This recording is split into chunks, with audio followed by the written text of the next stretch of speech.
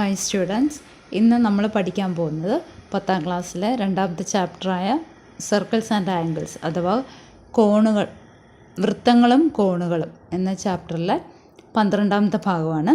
അതായത് page number 57-ലെ 7ാമത്തെ ക്വസ്റ്റ്യനാണ് നമ്മൾ ചെയ്യുന്നത്. ക്വസ്റ്റ്യൻ ഇതാണ്: in the picture the bisectors of the angles of the quadrilateral ABCD intersects at PQR and S. Prove that PQRS is a cyclic quadrilateral. ഇവിടെ ഹിൻറ്റും തന്നിട്ടുണ്ട്, ഫിഗറും തന്നിട്ടുണ്ട്. അതായത് ചിത്രത്തിൽ ABCD എന്ന ചതുർഭുജത്തിൻ്റെ കോണുകളുടെ സമഭാജികൾ പരസ്പരം മുറിച്ച് കിടക്കുന്ന ബിന്ദുക്കളാണ് PQRS.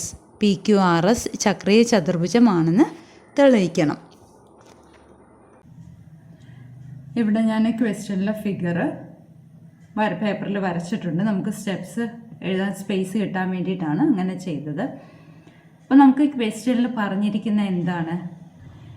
ABCD എന്ന ക്വാഡ്രിലാറ്ററൽ ഓരോ ആംഗിൾസിൻ്റെയും ബൈസെക്ടേഴ്സ് വരച്ചിരിക്കുക. ABCD എന്ന ചതുർഭുജത്തിൽ ആംഗിൾസ് ആണ്, കോണുകളാണ് എയും ബിയും സിയും ഡിയും. ആ ഓരോ കോണുകളുടെയും സമഭാജികൾ വരച്ചിരിക്കുക. അത് വന്ന് മുട്ടുന്ന പോയിന്റുകളാണ് പിയും ക്യൂവും ആറും എസും.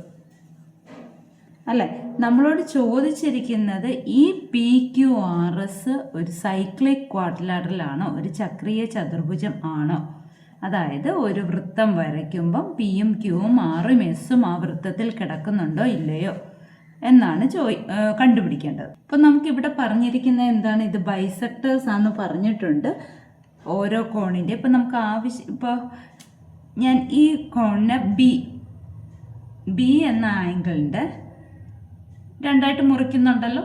അപ്പോൾ ഇവിടെയും എത്രയാണോ വരുന്ന അതേ അളവ് തന്നെ ആയിരിക്കും ഇവിടെയും കിട്ടുന്നത്, അല്ലേ? അപ്പം ഞാനിവിടെ ഇതിനെ എ എന്ന് എടുത്തു കഴിഞ്ഞാൽ, A ഡിഗ്രി എന്ന് എടുത്തു കഴിഞ്ഞാൽ ഇതും എന്ത് തന്നെയാണ്?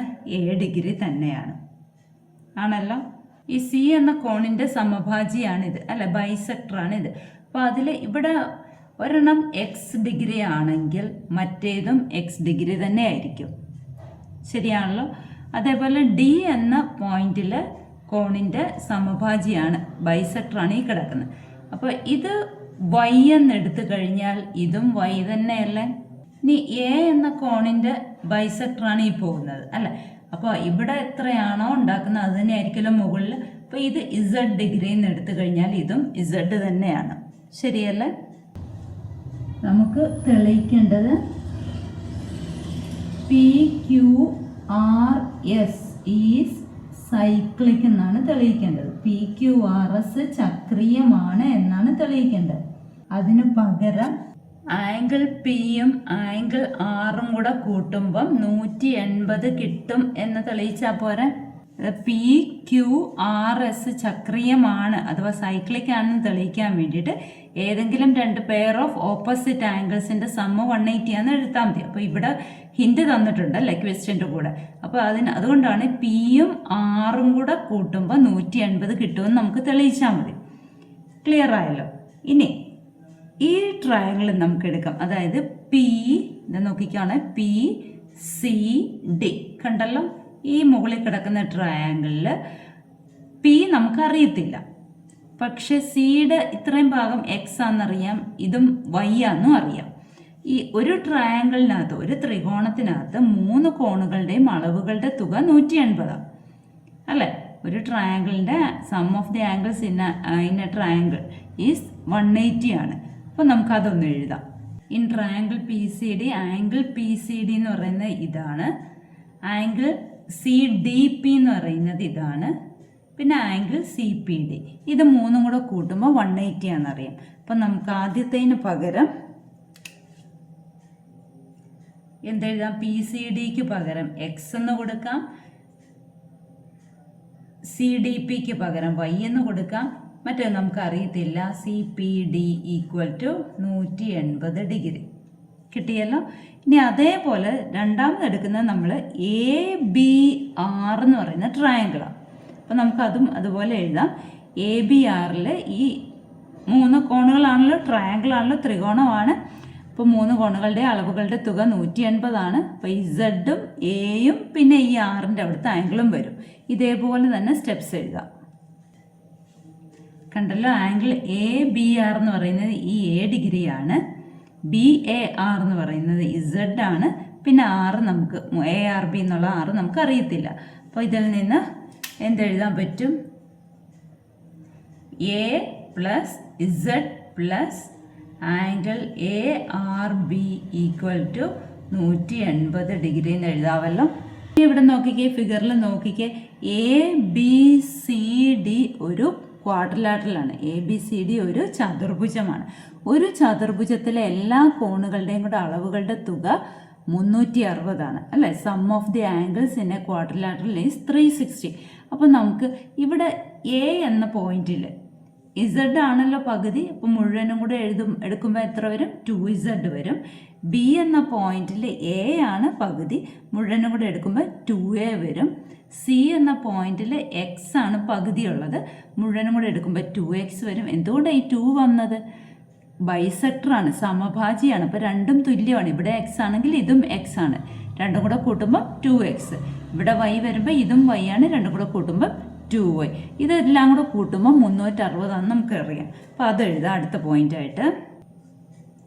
എ ബി സി ഡി ഒരു ക്വാഡ്രിലാറ്ററലാണ്, ഒരു ചതുർഭുജമാണ്.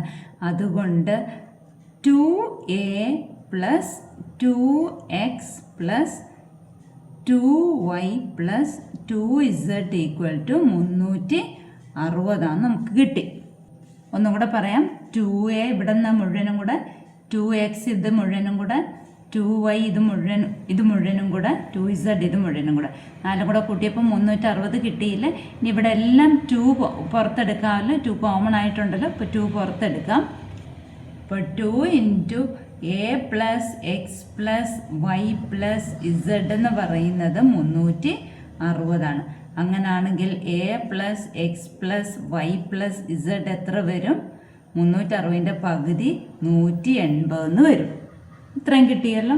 ഇനി നമുക്ക് ഇവിടെ നോക്കിക്കേ, ഇതിന് ആദ്യത്തേനെ നമുക്ക് ഒന്നാമത്തെ ഇക്വേഷനും ഇതിനെ രണ്ടാമത്തെ ഇക്വേഷനും എടുക്കാം. ഇത് രണ്ടും കൂടെ നമുക്ക് കൂട്ടാം. അതായത് ഒന്നാമത്തവും രണ്ടാമത്തവും കൂടെ കൂട്ടാം. അപ്പോൾ ഇടതുവശവും ആഡ് ചെയ്യണം, വലതുവശവും ആഡ് ചെയ്യണം. ഇടതുവശത്ത് ആദ്യത്തേനകത്ത് എക്സും വൈയും, രണ്ടാമത്തേനകത്ത് എയും ഇസഡും, അതെല്ലാം കൂടെ ഒന്നിച്ച് എഴുതാവേ. അപ്പോൾ A plus X plus Y plus Z, അത് നാലും കൂടെ ഒന്നിച്ച് എഴുതി. ഇനി ഇത് രണ്ടും കൂടെ കൂട്ടണം. Plus angle C P D plus angle A R B. മനസ്സിലായല്ലോ? ഈ രണ്ട് സമവാക്യത്തിൻ്റെയും ഈക്വൽ ടു സൈൻ്റെ ലെഫ്റ്റ് സൈഡിൽ കിടക്കുന്നത് എല്ലാം കൂടെ കൂട്ടി. അപ്പം ഒന്ന് നമുക്ക് എളുപ്പത്തിന് ഈ ഒരു ഫോം വരാൻ വേണ്ടിയിട്ടാണ് ഞാൻ ആ അക്ഷരങ്ങളെല്ലാം കൂടെ ഒന്നിച്ചാദ്യം എഴുതിയത്. പിന്നെ രണ്ട് കോണുകൾ അറിയാൻ വയ്യാത്ത ഒന്നിച്ചെഴുതി. ഇനി റൈറ്റ് സൈഡ് കൂട്ടണമല്ലോ. ആദ്യത്തേലും 180 ആണ്, രണ്ടാമത്തേലും 180 ആണ്. രണ്ടും കൂടെ കൂട്ടുമ്പോൾ 360 ആണല്ലോ.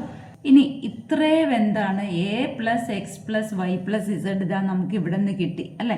അതെത്രയാണ്? 180 അപ്പോൾ അതിന് പകരം 180 plus angle C P D plus angle A R B equal to 360 എന്ന് എഴുതാമല്ലോ.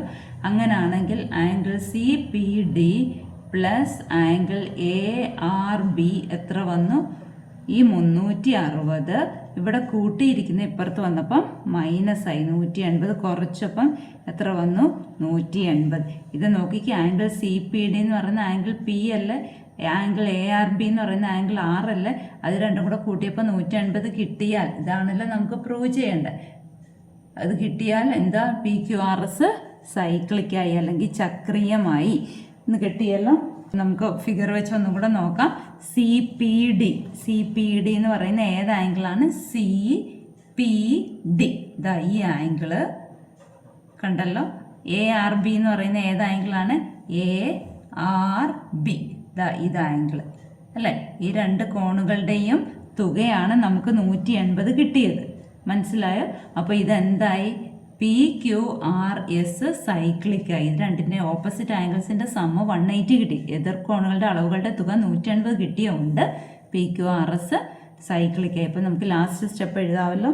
Therefore P Q R S is cyclic. PQRS ചക്രീയമാണ്. മനസ്സിലായല്ലോ? ഇനി ഒരൊറ്റ ചോദ്യം കൂടെ ഉള്ളൂ, അത് നമുക്ക് അടുത്ത വീഡിയോയിൽ ചെയ്യാം.